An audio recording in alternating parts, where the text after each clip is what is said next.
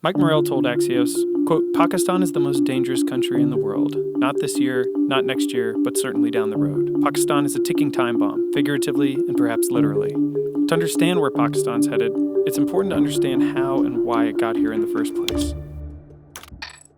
Pakistan continues to add to its nuclear stockpile and harbor terrorists from groups like the Taliban and the Haqqani network, even amidst pressure from the Trump administration. But at its core, since Pakistan's creation in 1947, nationalism, driven by both Islam and the existential threat of India, has been the foundation for conflict. Pakistan's current instability can be traced back to the country's early days.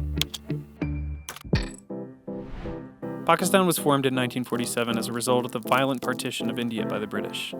Millions were displaced, hundreds of thousands killed, and so began the hostility between the predominantly Muslim and Hindu countries.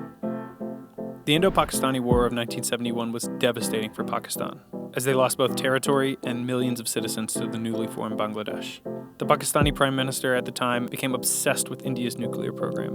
So, in 1972, Pakistan began developing its own nuclear weapons. Fast forward to 1998, when Pakistan conducted its first test of nuclear weapons. The streets erupted in celebration, with the Prime Minister declaring, "Today we have settled the score with India." But nations including the U.S. and Japan condemned the tests and placed sanctions on Pakistan.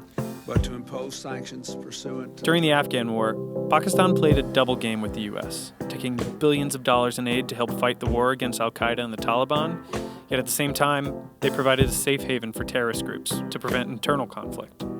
The U.S. Pakistan relationship was plagued with mistrust, especially with events like the killing of U.S. journalist Daniel Pearl and the later discovery and killing of Osama bin Laden in Abbottabad. During the 2018 elections, the Pakistani government allowed candidates with ties to known UN-designated terrorists to run for office.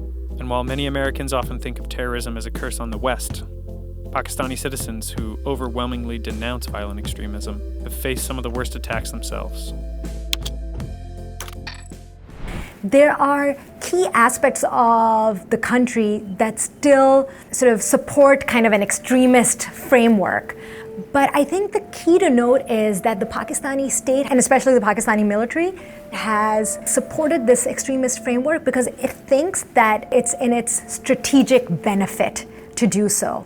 It's not that it's some ideological thing. The Pakistani military gives sanctuary to militant groups that attack India because it helps them keep India at bay. Sanctuary to militant groups that attack Afghanistan because, again, it helps them achieve some semblance of control in Afghanistan. Unless those two things change, the military's support for non-state militant groups and the roots of extremism in the country, Pakistan still remains a concerning place.